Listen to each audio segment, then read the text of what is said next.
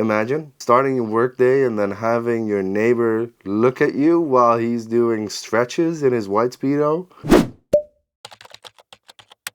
Welcome back. It is time to continue setting up this home studio of mine. It is a complete mess over here. In the last video, you've seen me set up the session desk with all the gear in there. And now it is time to make a definitive decision if the setup is going to stay like this or if we're going back to the original setup with the desk right there and the speakers against the glass over there. The first thing I think we need to do is measure the individual left and right speaker to see if there is a weird thing going on with the stereo image, because setting up in the width of the room in theory is a bit of a weird setup, so it can give you a little bit of a weird stereo image. In Dutch we say measuring is knowing, so let's measure. We are going to put the microphone back in the listening position at about ear height. I've got Room EQ Wizard with the previous measurements you saw me make in the other video, but we are not going to use those. Now we're doing the left speaker by itself and then the right speaker by itself, and then we'll see what kind of a difference there is between the frequency response of both those speakers. Right, so let's head over to measure, start. And then let's turn off the right speaker and just do the left one by itself. Okay, so here on purple we see that the high end is very flat on that left speaker, and the low end looks a little bit different than what the combined frequency response looks like. So let's turn off the left speaker and do the same thing with only the right speaker. As we can see, the high end of these individually does not do that roll off that they do when they're combined, so I need to check what that's about. Okay, that's the measurement part done. Let's check in Room EQ Wizard if we can get any wiser off of this. The green line is the two speakers combined. The red line is only the right speaker and the purple line is only the left speaker. And we can see that under about 150 Hertz, the low end is quite different, which is not weird because it's pretty different sides of the room. There's less room behind the left speaker than there is on the right speaker. The back of the room is different absorption wise, and of course there's a small hallway open door behind me that does something weird as well. On paper and measurement wise, that is not an ideal situation, but I kind of already knew that, and I think you guys did as well. But then if we look at the high end, it looks a little bit weird because individually both speakers are pretty much flat from 4K and up, but then combined they've got an insane roll off of those highs. So what's happening is that the speakers not being positioned correctly. Should they be exactly at like 30-degree angle, or is there something else happening? So let's go through one final pros and cons list before I make the call if I'm going to leave the setup as it is or if I'm going to move it back to how it was. First of all, and I've said this more than once, I really like the vibe over here. I really like sitting behind the desk over here, having access to the balcony over there, having Juno there on the couch. It's just a really nice setup. I also like that should be a lot of room, which for me is a lot of room for clutter, but maybe if I tackle my hoarding issues, I really like that this is against the wall and that the speakers are not in the way of anything, especially that the speakers are not in front of the window, because there is a history of water leaks in this house, and yes, they are also present at the windows. Doing that with ATC monitors, I'm not the biggest fan of that, but hey, if it needs to happen, it needs to happen, and then we just need to figure out a way to keep those things dry. Something else that really helps is that the balcony is really easy to access. Right now it is the summer, so I'm sitting there whenever the sun's out, and that is just a really nice addition and a big reason why I want to work from home. I don't know where these boxes keep coming from, but I got another delivery. My Turkish friends from Lava Acoustics have sent me some stuff for this studio, so let's figure out what's inside the box.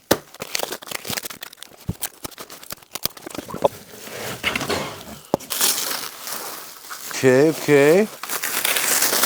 Okay, so we got some new diffusers. I've got 4 of these.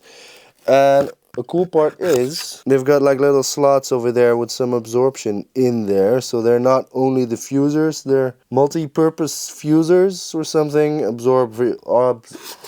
Absorbusers. Ooh, no, that sounds very bad. Diffusorbers? I just need to figure out a spot where to put these. So if you've got any idea, you guys let me know where you would install these panels. What do you think, Juno? Like that? Over here?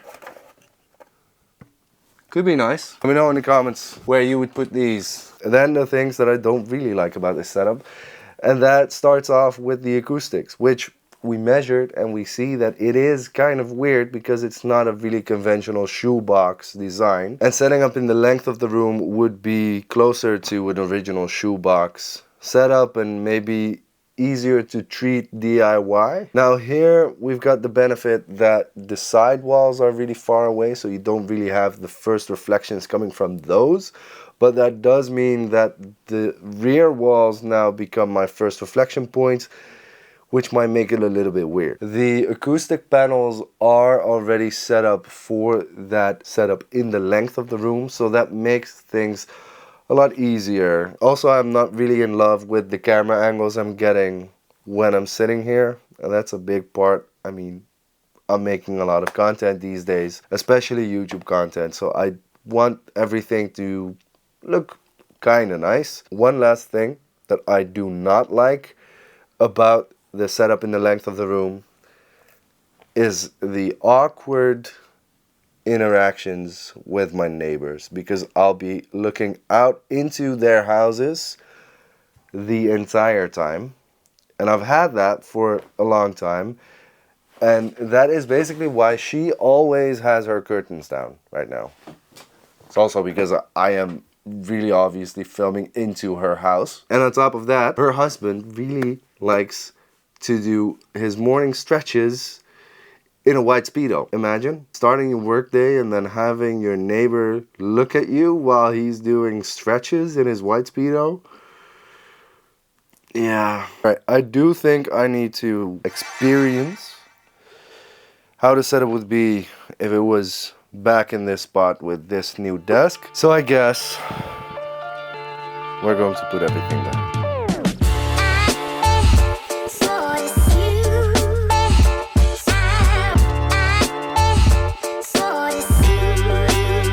Okay, we're almost there. All of that is clean. You just need to take out all of this stuff from this thing. And then this stuff can move here.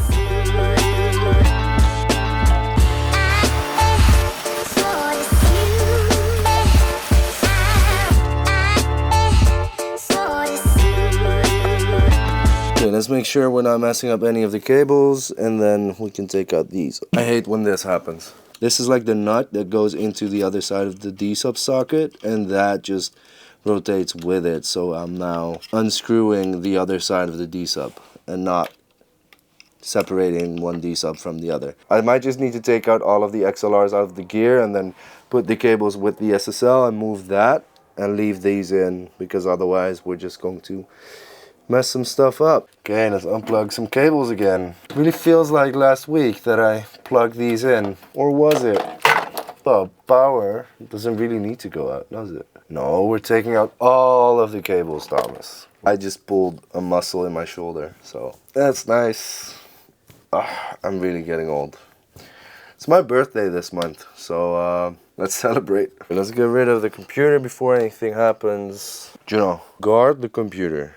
Make sure nothing happens to it, okay? We really need to figure something out with the power, because I've got one power strip over there, and I really hate these bulky power sockets that just go on the floor. I really would like 2 strips over here. Maybe put them there in the back. I've asked sessiondesk if they have something for that, so I'm hoping that they'll send me some rack mounts for in the back there. Okay, so it's time to move this ATC. I'm thinking with this one I can just slide this over there.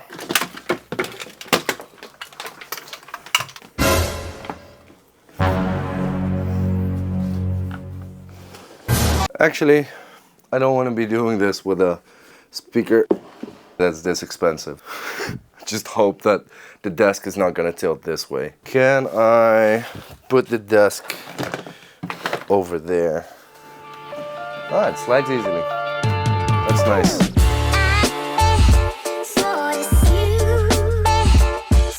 Okay.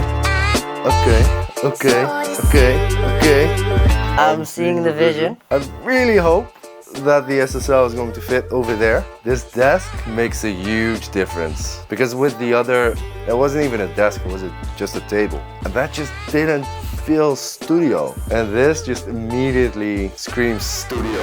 And let's get to work. Okay, so the stands are back against the glass. I just need to make sure that I've got nice enough clearance over here. This would have been perfect, but the desk is to the right, but I'm hoping that we can still get a little bit of a pathway between here so we can access the balcony. I think as long as we've got clearance over here, so here we've got plenty of clearance and there we've got clearance as well. Okay, by now I guess that all of you already know about the water leak that started this journey. If you look up there, you can see that there's still some traces of it, and if you look over here, then you see I've got some fixing up to do as well. This wool is completely messed up.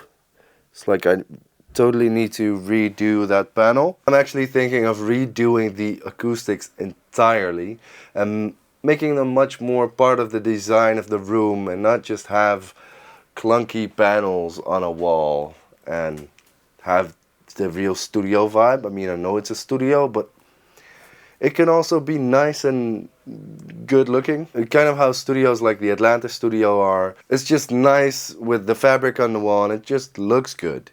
And it's functional. I'm going to draw up a design for that later. Right now for this video, I just want to get this setup up and running so I can get back to work tomorrow. So let's get going with that. This got really awkward because this just kept on sliding down. I want to move this rack up here and then the better maker down here, and that will hopefully make things a little bit nicer.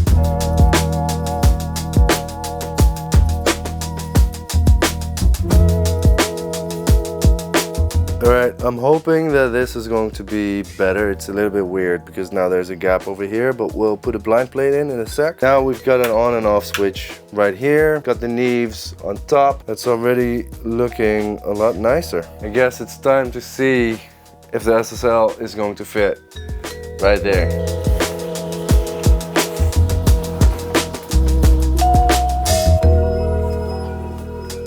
It fits, yeah.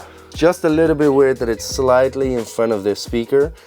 I just need to check how that is acoustically. And of course, you'd want to move that speaker a little bit more over to the left so you get a narrower sweet spot over here and they can come in closer. That makes more sense technically, but then I'm losing access to my balcony and that is never gonna happen. Okay, let me see if I can put you somewhere. That kind of works. I really like that everything is a little off the floor. There's enough room to work with everything. Okay, so what's nice here is that you've got these slots that you can run the cables through, and now I can just pull up those cables and get them out of sight. I want this to be as clean as possible. I've got a lot of gear, but I want this to feel minimalistic and wireless almost, which is going to be one hell of a job, but yeah, it's a goal.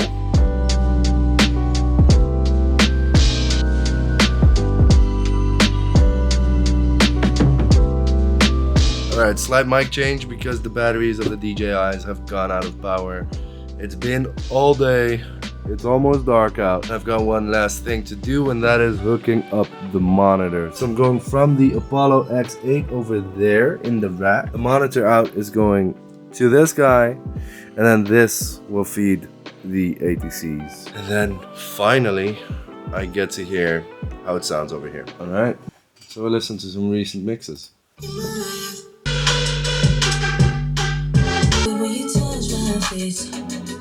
Okay, it is definitely very different the speakers are much further away than they were when it was over on that spot. The low end is completely different because I'm in a different spot of the room, and I noticed already that this spot, this position has more low end, even when the setup was over there, when I was standing right about where I'm standing right now. Then I could notice that there was more low end. So that might be a good thing. It might be too much low end, but the measurement will tell us if that's the case. I'm going to leave it at that for this video. Next video, we are going to measure everything and see if it actually has improved over the previous setup. I do think it looks really cool though. So here are some shots of the setup.